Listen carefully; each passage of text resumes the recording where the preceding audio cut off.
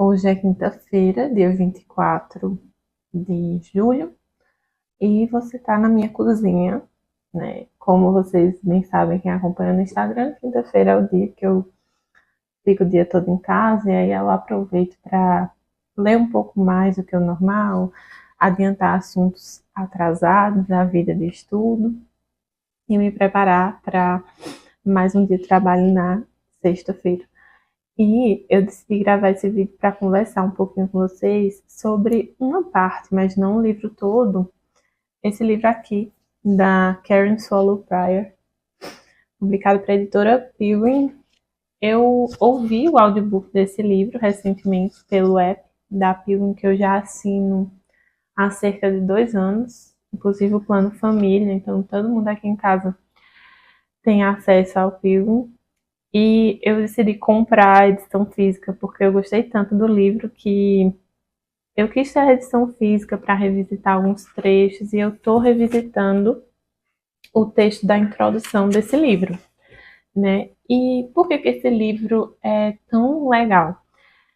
Ele é um livro que traz uma perspectiva das virtudes cardeais a partir dos livros, né? Principalmente grandes livros.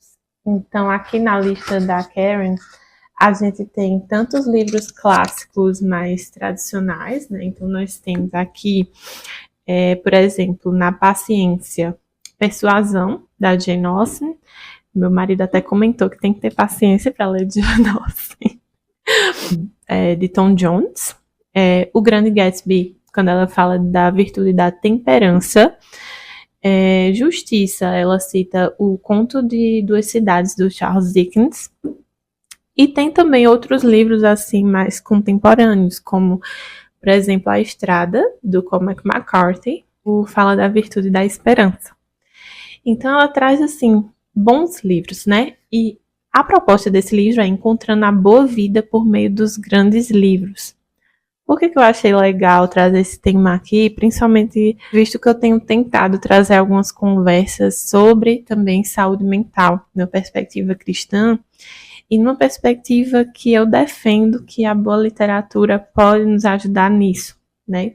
Eu acho que esse livro é um bom início para abrir essa conversa com vocês. E outros profissionais que trabalham saúde mental têm defendido a busca pelas virtudes como uma forma de trazer saúde mental para as pessoas. Claro que eu não falo isso de maneira utilitarista, já a gente vai conversar de forma mais profunda sobre o que a Prior fala nesse livro, mas para nós que somos cristãos, ter a mente bem cuidada tem tudo a ver com ter as prioridades organizadas, e isso tem tudo a ver com a virtude da temperança, com sabedoria. Não é que nós não teremos aflições no mundo, mas nós saberemos lidar com as aflições de maneira sábia. E isso tem tudo a ver com a busca pelas virtudes, que primeiramente nós encontramos em Cristo, mas nós podemos usar a boa literatura,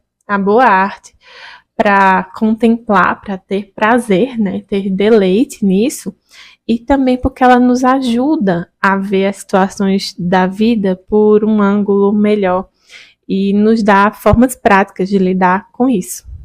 Hoje de manhã eu estava lendo, agora já é quase 10h30 por aí, já inclusive vou acordar minha filha, que a soneca tá demorando um pouco mais, mas eu estava lendo o Salmo 94 com meu marido hoje, e ele fala sobre um contexto onde os injustos lideram e o povo de Deus sofre, né? Mas no meio do salmo ele traz um consolo que eu acho que tem tudo a ver com o que a gente está falando sobre paciência e sabedoria para lidar com a diversidade, que tem tudo a ver com saúde mental, né? Uma saúde mental que eu creio que a gente encontra de forma muito profunda na verdade bíblica.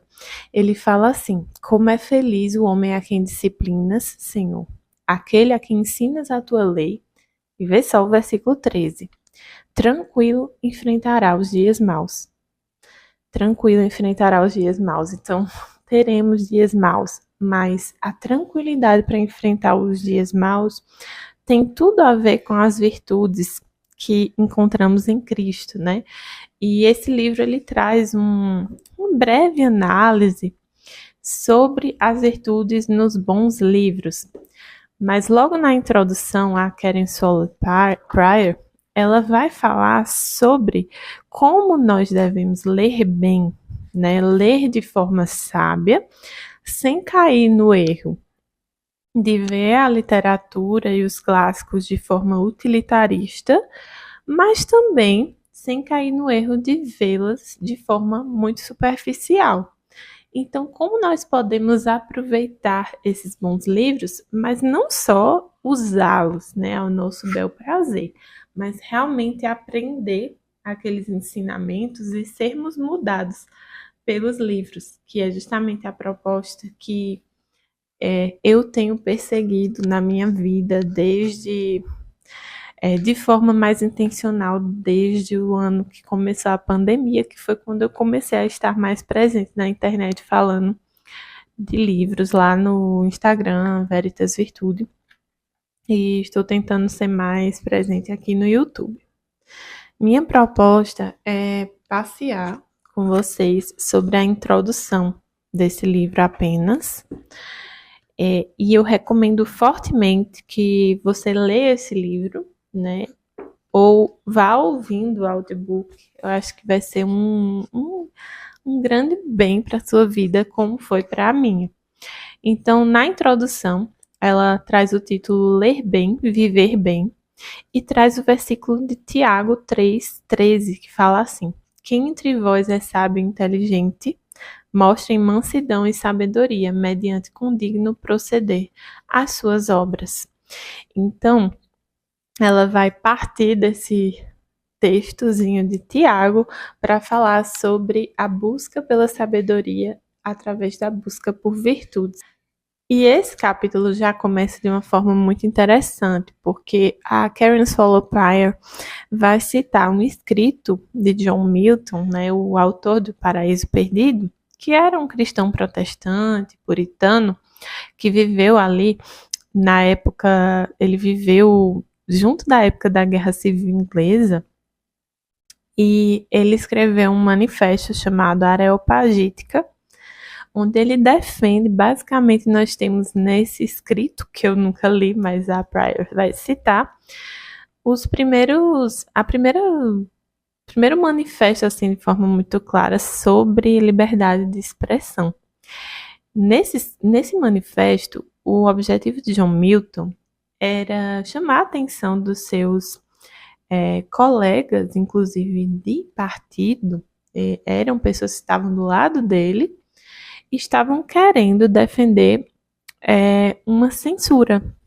Então, eles estavam querendo defender lá no parlamento que os livros só pudessem ser publicados após uma análise do governo. E o John Milton, apesar de serem os colegas, os irmãos de fé dele, né, que estavam defendendo isso, ele vai nesse manifesto dizer que isso não se enquadra com a cosmovisão bíblica e cristã. Inclusive, a Pryor fala que a Areopagítica é excelente para aqueles cristãos que têm muito medo da literatura trazer ensinamentos errados e tal, influenciar. Eu já vi muito isso entre pais, né, que fazem educação domiciliar, que às vezes querem censurar alguns livros, e eu sei que existe uma questão apropriada para cada idade, mas nós temos que ter cuidado também com um moralismo severo e não bíblico, né, nessa questão dos livros. Então, o John Milton vai falar que essa tendência à censura é muito mais associada à Igreja Católica Romana do que à Reforma. Que a Reforma sempre defendeu uma liberdade intelectual, religiosa, política e pessoal. E o John Milton vai falar que a virtude depende dessa liberdade, porque a virtude consiste em escolher o bem e não o mal. E para escolher o bem e o mal, você precisa ter essas opções entre o bem e o mal. Então ele vai fazer uma diferença entre o inocente e o virtuoso. O inocente, ele não sabe o que é o mal, então ele vai fazer o bem porque é a única opção. Já o virtuoso, ele sabe o que é o mal e mesmo assim escolhe o bem. Então, qual a melhor maneira de aprender a diferença entre o bem e o mal? Milton vai argumentar dessa forma, né, do que obter o conhecimento de ambos por meio da literatura, por meio da leitura ampla, né? E ela vai trazer essa citação da Areopagítica, que é o seguinte: visto, portanto, que o conhecimento e o exame do vício são, neste mundo, tão necessários à constituição da virtude humana, quanto à sondagem do erro, à confirmação da verdade, como podemos explorar as regiões do pecado e da falsidade, com mais segurança e menos risco, senão pela leitura de todo tipo de tratado e pela audiência a todo tipo de razão. Este é o benefício que se pode obter por meio da leitura promíscua de livros. Ele vai usar esse termo para esse tipo de leitura. Então, o primeiro ponto é que a leitura precisa ser ampla. Mas a Pryor vai defender que não basta a leitura ser ampla. Ela precisa também ser uma boa leitura, né? Então, o que seria uma leitura boa? A leitura boa, ela é em si um ato de virtude e excelência. E virtude está ligada à excelência, né, das ações. Então, ler bem tem a ver com ler de forma profunda, de forma paciente, de forma excelente. E isso mesmo vai suscitar mais virtude ao leitor. E isso também é um hábito da mente, né? Então, a gente precisa ler os livros de uma maneira fiel e precisa ao texto e ao contexto. Então, precisamos ler as obras originais de forma precisa, entendendo o contexto e de forma fiel. Isso requer paciência e não uma leitura rápida. Então, muitas vezes a gente vê aí essas propagandas de leitura dinâmica ou esses booktubers que lê 100 livros no ano, mas é praticamente impossível você ler bem 100 livros no ano, a não ser, né, que você trabalhe só com isso, e mesmo assim 100 é um pouco demais. O interessante sobre essa questão da leitura lenta e de necessidade de tempo, e disso ser completamente antagônico àquela famosa leitura dinâmica, que é aquela leitura que se faz na diagonal, é algo que eu estava vendo na pós-psiquiatria sobre a mudança que as mídias digitais têm feito nos nossos cérebros, principalmente geração Z, que viveu aí a puberdade, a adolescência e o desenvolvimento cerebral, junto com a ascensão dessas mídias sociais, principalmente as mídias ligadas à Meta, né, tipo Instagram, Facebook e outras mídias. Antes e na leitura de livros, a gente tem um funcionamento do nosso cérebro na horizontal. Então, veja que a gente sempre tem que caminhar daqui para cá. Então, os nossos olhos ficam caminhando assim na horizontal. E esse vídeo que você está assistindo está no modo paisagem e não no modo retrato.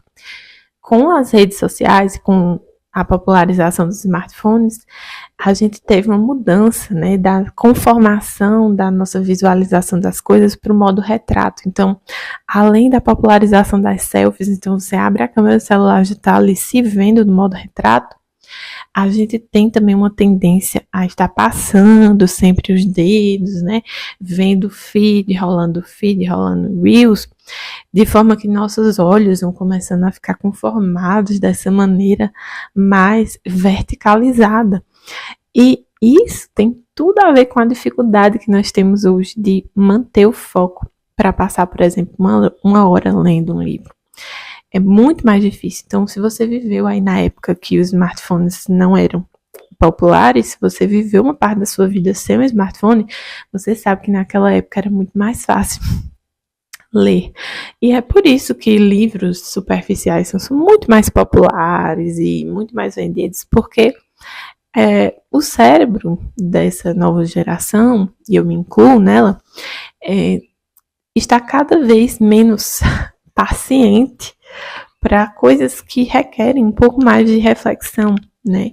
Então, essas mudanças que isso tem trazido para o nosso cérebro são muito sérias e afetam também a nossa relação com os livros e com a literatura. O segundo ponto que a Pryor traz nesse livro é sobre a importância do prazer.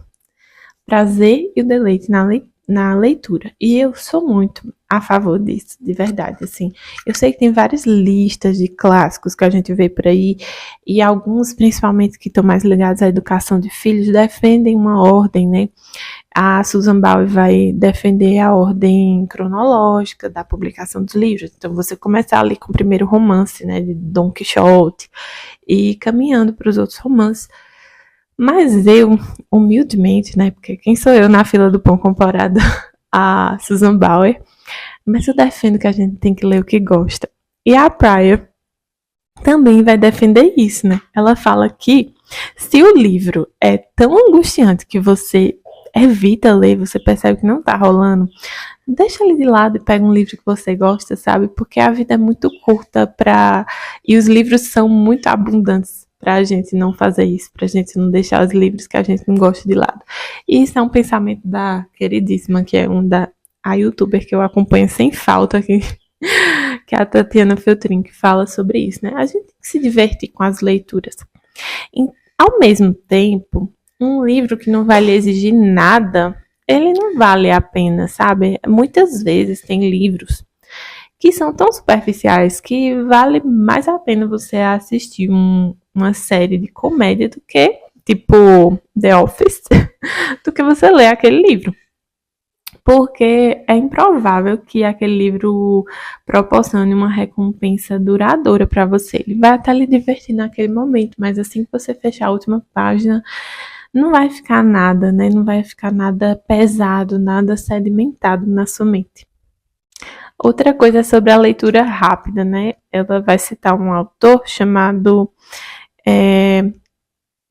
Shane Parrish, que fala que a leitura veloz lhe dá duas coisas que jamais deveriam se misturar: conhecimento superficial e o excesso de confiança. Então isso entra nessa febre dos booktubers sem livros lidos, né? Você olha assim, nossa, essa pessoa é muito inteligente, muito dedicada. Mas será mesmo? Será que não é só um excesso de confiança? Será que esses livros são bons? Será que esses livros valiam a pena terem sido lidos? Será que esses livros vão causar uma impressão duradoura naquela pessoa, né?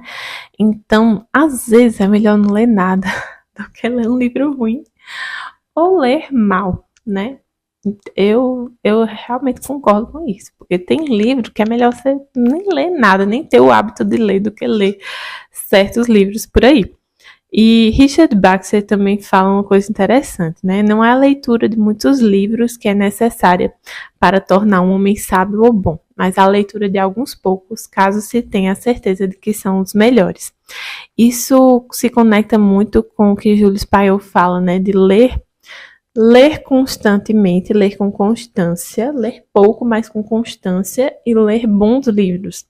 O Julius Payot vai falar nisso na Educação da Vontade e no Trabalho Intelectual, né, que foi um livro que eu citei aqui num vídeo, acho que o último vídeo publicado nesse canal. Ele vai falar dessa questão de ler poucos livros, mas ler os livros que valem a pena. Então, a vida é muito curta para perder tempo com livro ruim. continuando aqui nossa conversa sobre o livro Para Ler Bem, da Karen Swallow Prior. Eu já almocei, já dei comida para a neneca, já almocei com meu marido.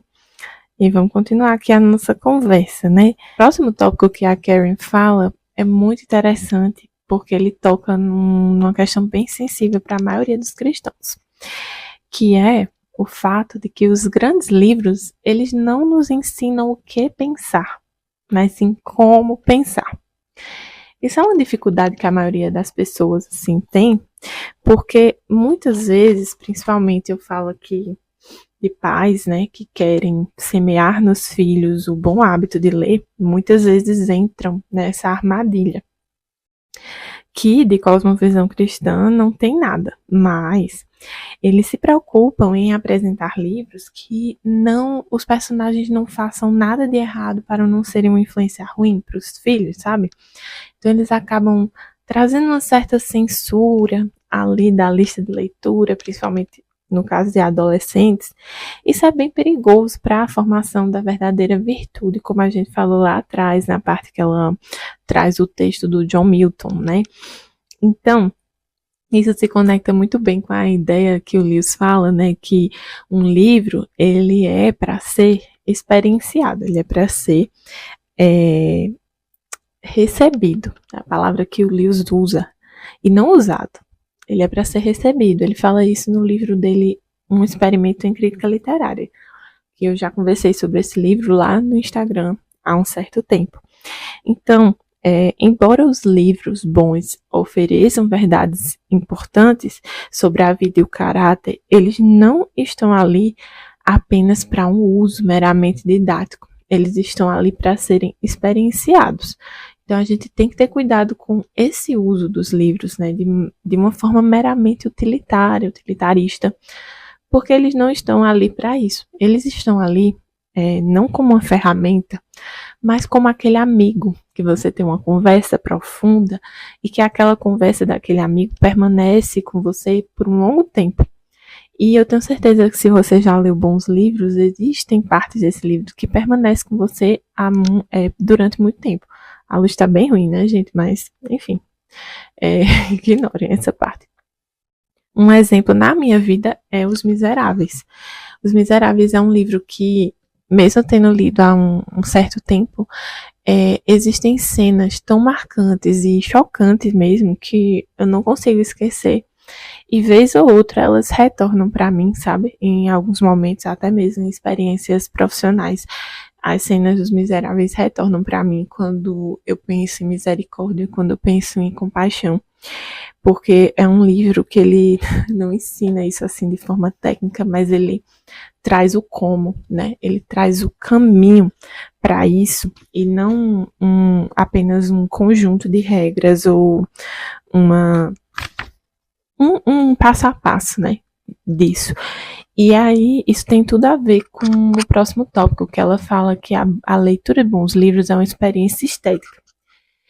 Isso se aplica a várias artes, mas na literatura também se aplica. Por quê? A gente lê um texto, por exemplo, sobre paciência. Vou usar aqui o exemplo de Persuasão, da Jane Austen, né? Então a gente lê um tratado sobre paciência. Não que isso seja ruim, entendeu? Tem muitos livros, por exemplo, aqui. Tá na minha frente, esse livrinho do Richard Baxter, publicado pela Dort Publicações. Como Vencer o Orgulho, do Richard Baxter, que eu estou usando no meu devocional. Ele é sobre o orgulho. Porém, a gente tem a opção ler esse livro, né? Não opções, entendo, mas eu posso ler esse livro, mas eu li também Orgulho e Preconceito, da Jane Austen. E a gente tem ali um claro exemplo de orgulho, de arrogância, né? Não só do Sr. Darcy, tá? A Elizabeth Bennet, ela também é orgulhosa, ela é bastante orgulhosa. Mas você só percebe isso nas entrelinhas da história, você percebe isso na forma que a história se desenvolve. Então isso é um exercício mental, é um hábito da mente que os bons livros exigem de você. os bons livros, eles não vão deixar você ir por um caminho fácil e preguiçoso de leitura. Eles vão exigir uma leitura virtuosa, porque, pelo contrário, você não vai conseguir entender e nem absorver o que aquele livro tem de bom e para ser admirado, para ser experienciado e para ser recebido, né? Então, os bons livros não deixam para a gente um caminho fácil na experiência estética. Mas a leitura virtuosa também é prestar atenção nas palavras que foram usadas, na forma, não só no conteúdo. Isso é interessante porque a gente está numa época que o conteúdo é muito mais valorizado do que a forma. Um exemplo disso são as inteligências artificiais. Então, eu não sei de que área você que está assistindo é, você pode me contar nos comentários, mas na medicina tem se feito muito a questão da leitura dos artigos, ao invés de haver uma leitura dos artigos científicos, as pessoas jogam ali na IA, no ChatGPT, na TES, e pedem para a IA resumir os pontos mais importantes daquele artigo, então você não consegue ver a construção daquela escrita, né? Tudo bem que convenhamos, gente, assim, posso até ser massacrado por essa opinião, mas tem artigo que é muito chato de ler, né? Mal escrito, né? A questão da escrita, não é uma coisa tão gostosinha de ler, mas a gente tem que ler, né? Tem que ler. Então, a IA, ela entra aí, né? Para trazer o conteúdo daquilo. Porém, no caso das virtudes, da formação moral, a forma é sim importante. A forma é importante. E os livros de ficção, os bons livros de ficção, eles trazem a forma numa construção boa e virtuosa, né? Para que a gente possa ver nessas entrelinhas a construção daquela história. Então, ler a respeito de virtude, por exemplo, né? Aqui, Como Vencer o Orgulho, ele vai falar sobre humildade. É importante ler sobre humildade, mas além de ler sobre humildade, ler a experiência de um personagem e experimentar de forma vicária, por meio daquele personagem, a virtude da humildade, é muito mais rico, né? Ajuda muito mais você a aprender a experienciar aquilo. Por exemplo, a gente sabe que a diligência é uma virtude importante, mas lê lá o Peregrino, vê só a diligência do cristão ao chegar na cidade celestial. É riquíssimo, né? Riquíssimo. Eu não estou dizendo que uma coisa exclui a outra, mas a Karen Solo Pryor está falando da preciosidade que é experienciar isso por meio da literatura, né? Então, a poesia, ela traz isso pra gente. Além disso, a linguagem literária, ela incentiva na gente hábitos mentais, modos de perceber, de processar, de pensar aquelas informações, e isso ajuda a gente a cultivar as virtudes por meio daquela ação de ler virtuosamente, né? Ao fazer isso, a figura da virtude, ela também vai entrando ali no leitor que está fazendo essa ação de ler virtuosamente. As pessoas costumam procurar os livros para tirar lições, né? Tirar lições daqueles livros. Mas a boa literatura, ela vai nos oferecer muito mais perspectivas do que lições. É isso que a Pryor vai falar. Ela vai falar que a literatura nos mostra como uma personagem diferente, uma situação, um acontecimento se parecem de diferentes ângulos e perspectivas e como mesmo assim nosso conhecimento continua inexato. Então ela replica o mundo concreto em que ocorre a aprendizagem experimental para a virtude. Tal aprendizagem experimental não vem com a técnica, aprende-se mais por orientação do que por fórmula. Então não é um caminho fácil e a literatura mostra que não é um caminho fácil, o caminho da prática da virtude, né?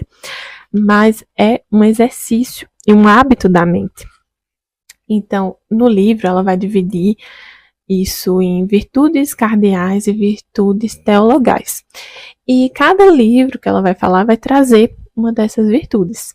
E essa introdução que ela falou, de ler profundamente, de observar os detalhes, observar a forma que a história é escrita, tudo isso ela vai aplicar na análise desses textos. Mas ela traz toda essa introdução para falar que o livro não é só sobre isso. Então a gente não deve ficar com a visão limitada daquela leitura utilitarista do livro para isso. A gente deve pegar o livro e ter a nossa própria experiência com a obra. A maioria dos livros que ela cita aqui eu não li, tá, gente? Então, assim, eu li dessa lista O Peregrino, A Morte de Ivan Illich e Persuasão. Tem muitos livros que eu li, outros livros dos autores, por exemplo, né? Ela cita aqui Um Conto de Duas Cidades, do Charles Dickens. Gente, eu li o David Copperfield, do Charles Dickens, no clube de leitura que a gente tinha, né? O Veritas Club. Nossas reuniões de David Copperfield eram incríveis. Assim, que livro, gente. Eu tenho vontade de pegar aquele livro e reler, sabe? Ele é um livro tão rico, tão rico, tão rico, de experiências virtuosas, sabe? De personagens complexos e que permanecem com a gente por tanto tempo, que eu não sei nem explicar no momento. Eu só sei dizer que vale releitura, que é um dos grandes livros. Mas o livro que aparece aqui não é David Copperfield, tá? É Um Conto de Duas Cidades, mas do mesmo autor. A Morte de Ivan Illich, sobre o amor, né, que é uma virtude teologal. Ela fala sobre a morte de Ivan Illich, me deu vontade de reler, inclusive, porque eu não percebi. Eu li a morte de Ivan Illich acho que umas 3 vezes e eu não percebi isso que ela apresentou. Preciso reler, mas enfim, todos os livros de Tolstói são maravilhosos, todos os que eu li até o momento. E é isso, você vai sair dessa leitura querendo ler os livros que ela apresenta. Mas, ao mesmo tempo, você vai sair daqui com exemplos de uma leitura profunda, uma leitura boa e virtuosa de outros livros clássicos que você for ler. Então, é isso que é legal também nesse livro, sabe? Porque você vai pegar outro livro, outro clássico que você for ler aí, que você esteja lendo, e você vai conseguir ter uma visão mais perspicaz daquela história. E isso é muito enriquecedor, né? É um livro prático de como se enriquecer e como ser mudado pelos livros. E eu realmente acho que, né, como ela fala, né, encontrando a boa vida por meio dos grandes livros. Eu acho que os bons livros são um bom caminho para uma boa vida, sabe? Para a gente que é cristão, a gente sabe que Cristo é a verdadeira virtude e o sentido da existência. Mas ele nos chama para uma vida de abundância, uma vida virtuosa. E assim, a vida virtuosa com Cristo, por causa dele, ela é boa, ela é gostosa e deleitosa de se viver. Como eu falei lá, citando o salmo que eu citei para vocês no início do vídeo. Mesmo em tribulações, Deus promete para a gente alívio, Deus promete para a gente esperança, Deus promete para a gente paciência. Então, quando nós buscamos ser moldados, né, pelos eventos da vida que vêm da mão paternal de Deus, nós nos tornamos pessoas mais resilientes e que glorificam a Cristo. Não porque a nossa salvação dependa disso, porque não depende, mas porque isso é um fruto de quem é salvo, né? E Deus nos chama para uma vida plena. Deus nos chama para uma vida com uma mente que funciona, com hábitos da mente que funcionam bem, né? E tem muita gente por aí, muito cristão, vivendo em hábitos da mente adoecedores, hábitos da mente e maneiras de interpretar os eventos da vida que, além de não condizerem com a vida que Cristo chama, são extremamente danosos e às vezes não é fácil sair desse buraco, sabe? Mas quando nós buscamos sair disso e abrir nossos olhos para a beleza da vida, a beleza dos livros e buscar o que Cristo quer nos ensinar e nos mudar através disso, a gente consegue ter uma vida mais leve e feliz e mais santa também, sabe? Cristo é leve. Eu sempre lembro da música do Stênio Marcis, né? De a santidade ser leve. Essa questão de peso e leveza é até uma coisa que eu quero conversar depois com vocês, né? Porque eu li recentemente A Insustentável Leveza do Ser, do Milan Kundera, que é também assim, livraço de explodir os miolos. Ao mesmo tempo que as nossas provações têm eterno peso de glória, a santidade é leve. O fardo de Jesus é mais leve que o fardo do mundo. Isso traz pra gente também felicidade e alegria, sabe? E a alegria é uma virtude, sabe, gente? É uma virtude que Cristo nos chama a ter, a esperança, a alegria. Então, fiquem aí com essa dica desse livro e comentem aí nos comentários o que vocês acharam sobre a tese da autora, se tem algum livro que marcou vocês, que mudou vocês como pessoas. Eu certamente tenho vários que eu poderia falar aqui que me mudaram como pessoa. E eu tenho certeza que vocês também tiveram várias experiências assim. Então não se esqueçam de se inscrever no canal se você ainda não é inscrito e compartilhe esse vídeo com vários amigos. É isso, tchau, muito obrigada pelo papo.